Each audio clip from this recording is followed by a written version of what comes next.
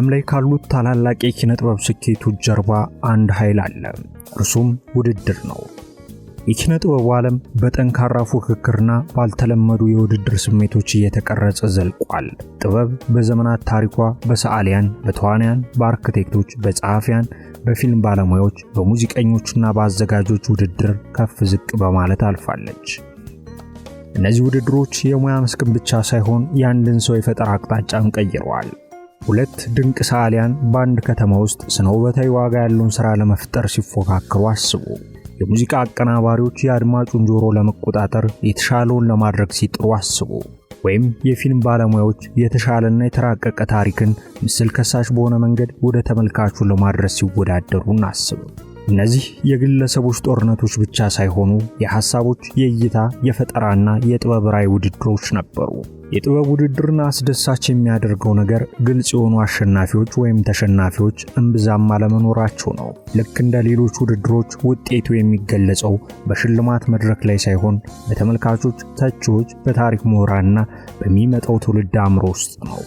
አንዳንድ ጊዜ በሆነ ዘመን ላይ ከፍተኛ ጭብጨባ ያገኘ የጥበብ ሰው በሚቀጥለው ይረሳል። በአንድ ወቅት ችላ የተባለ የጥበብ ሥራ ከዘመናት በኋላ እንደ አዲስ ሲከበር ይስተዋላል።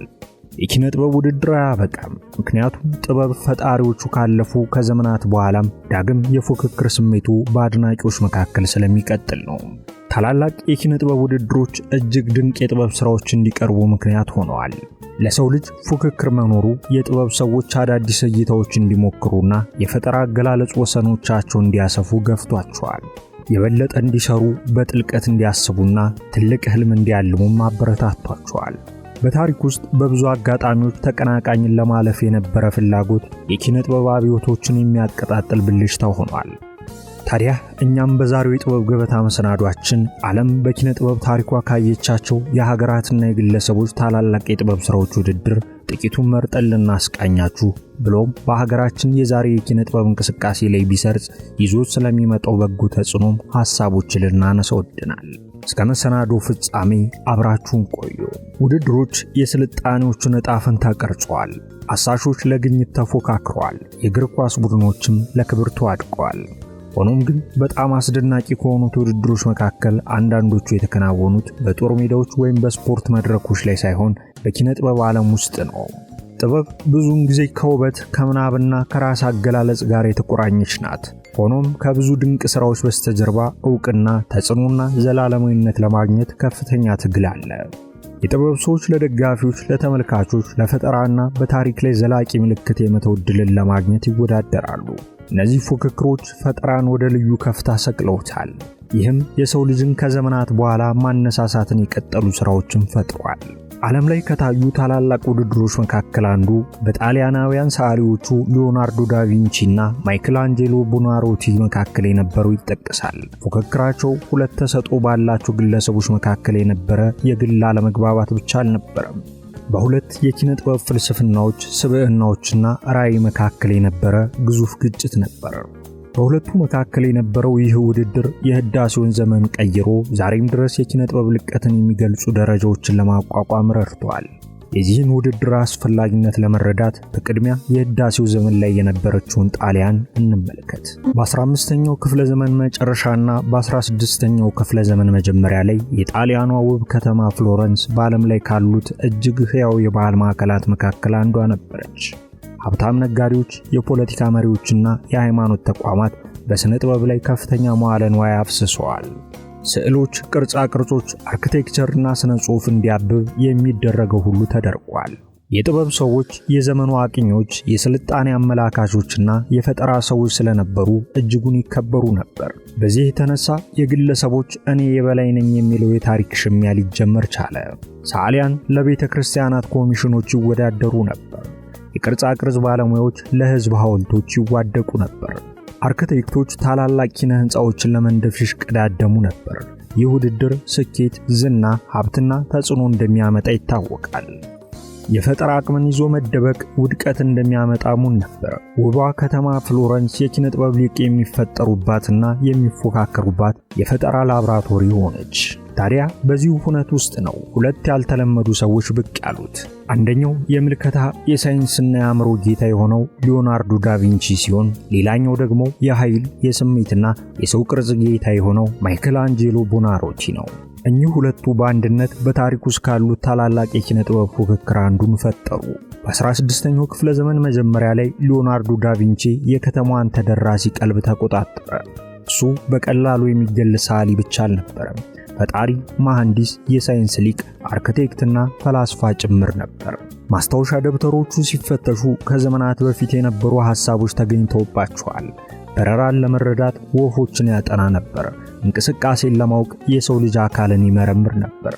በአጠቃላይ ተፈጥሮን ማለቂያ በሌለው ጉጉት ያስስ ነበር። የሥነ ጥበብ አቀራረቡም ይህንን ሳይንሳዊ አስተሳሰብ ያንጸባርቃል። ዳቪንቺ ጥበብ በእውነታ ላይ የተመሰረተ መሆን እንዳለበት ያምን ነበር። እያንዳንዱ ጥላ፣ አገላለጽና እንቅስቃሴ ጥናት ይገባዋል ይላል። ስዕሎቹ ረቂቅ ነበሩ። ዝናው ከዚያች ውብ ከተማ አልፎ ዓለምን ናኘ። በጣሊያን ውስጥ ካሉ ታላላቅ አርቲስቶች መካከል ቀዳሚው እንደሆነ ይታሰብም ጀመር። በርካቶችም ማንም የእርሱን ያህል ተጽዕኖ ሊፈጥር እንደማይችል ተስማሙ። በዚህ መሃል ማይክላንጄሎ በአዲስ ስልት መጣ። አዲስ ሐሳብ፣ እይታና ፈጠራ ለውድድር ለመቅረብ ተዘጋጁ። ማይክላንጄሎ ከሊዮናርዶ በ20 ዓመት አካባቢ ያንሳል። ሊዮናርዶ የተረጋጋ የአእምሮ ስብዕና ነበረው። ማይክል ከፍተኛ ቁርጠኝነትና በራስ መተማመን ነበረው። ወጣቱ የጥበብ ሰው ከለጋ ዕድሜው ጀምሮ ለቅርጻ ቅርጽ ልዩ ተሰጥኦ አሳይቷል። የቅርጻ ቅርጽ ሥራን ተራቁበታል። በድንጋይ ውስጥ ምስል እንዳለ ከተረዱ ሐሳቢዎች መካከል ቀዳሚው ነው። ይህ ፍልስፍናው አንድ ታሪክ አስገኘ። ያቀረባቸው ሥራዎች በተደራሲው መካከል አዲስ የውይይት አጀንዳ ፈጠሩ። አንዳንዶችም በወቅቱ የነበረውን የሊዮናርዶ ዳቪንቺንና የማይክላንጄሎ ቦናሮቲን የዝና ውድድር እንደ መጽሐፍ ቅዱሱ ጀግና ዳዊት፣ እንደ ግዙፉ ጎልያድ ያለው ውጊያ ነው ሲሉ ተርጉመውታል። የፍሎረንስ ዜጎች ማይክልን የድፍረትና የነጻነት ምልክት አድርገው ዛሬም ይመለከቱታል። ሊዮናርዶም የማይክል መምጣት ለመጀመሪያ ጊዜ ስሙን ሊፈታተን የሚችል ተቀናቃኝ መምጣት እንደሆነ አስበው እንደነበር መረጃዎች ያሳያሉ። ከማይክላንጄሎ መምጣት በኋላ የነበረው የሁለቱ የጥበብ ሰዎች ፉክክር ታሪክ ሆነ።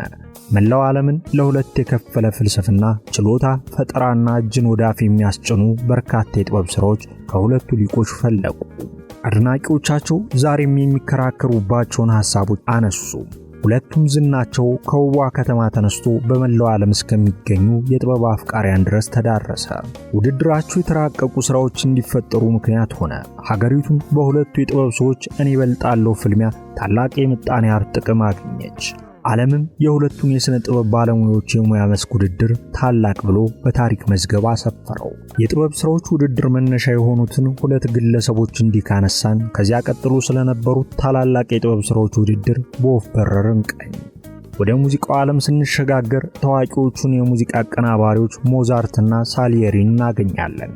እነዚህ ሁለት የጥበብ ሰዎች በዘመናቸው ያሳዩት የሥራ ፉክክር ከታላላቅ የጥበብ ሥራዎች ውድድር አንዱ ሆኖ ተመዝግቧል። ምንም እንኳን ዘመናዊ የታሪክ ምሁራን በመካከላቸው ያለው ጥላቻ በጊዜ ሂደት የተጋነነ እንደሆነ ቢያምኑም ግጭት ይመስል የነበረው ውድድር እኔ የተሻልኩ ነኝ ከሚል የዘለለ እንዳልነበር መረጃዎች ያሳያሉ። ሁለቱ የጥበብ ሰዎች በሙዚቃው ዓለም ውስጥ እንደ ትልቅ ተቀናቃኞች ይታዩ ነበር።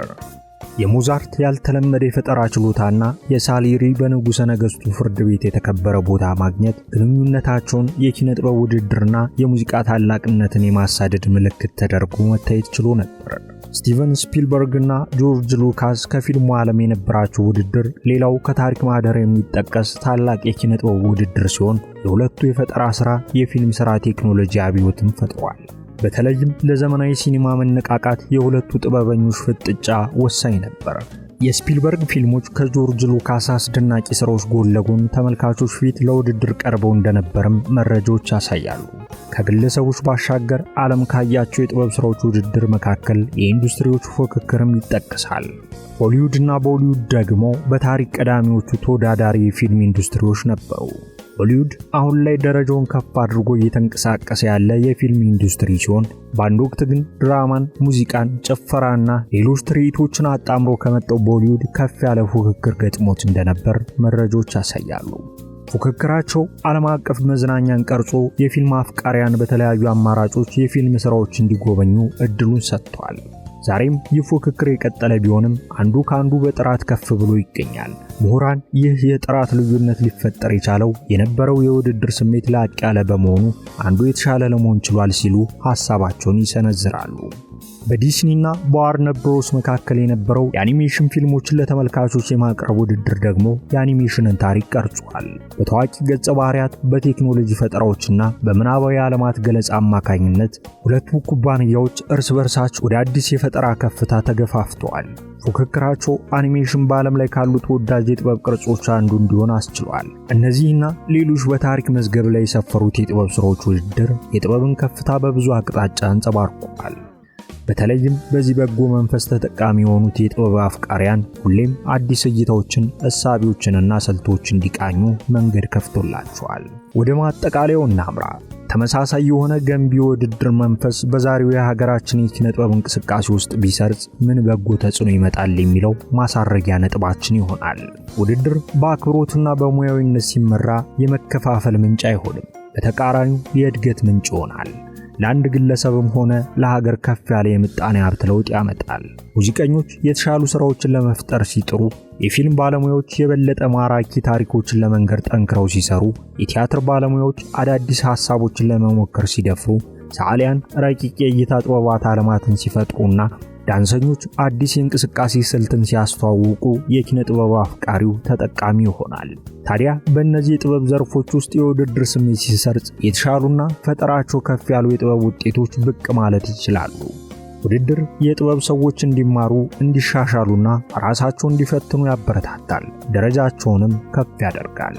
ታዲያ በኢትዮጵያ የበለጸገ የባህል ቅርስ ውስጥ ጠቢባን ስር ሰደው መመራመር ሲጀምሩ የኪነ ጥበቡ ዓለም በእጅጉ ይለወጣል።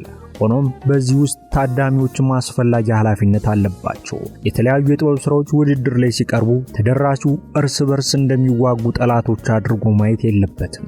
ኪነ ጥበብ አንድ ድል የሌላውን ሽንፈት የሚፈልግበት ጦር ሜዳ አይደለም። በምትኩ ታዳሚዎች የኪነ ጥበብ ውድድርን እንደ ውይይት ማየት አለባቸው። እያንዳንዱ የጥበብ ሰው ልዩ ድምፅ፣ አመለካከትና ራዕይ ያቀርባል። ግቡ ተቀናቃኞችን ማጥፋት ሳይሆን እርስ በርስ ወደ ተሻለ ስኬት ለመነሳሳት የሚደረግ ጥረት ነው።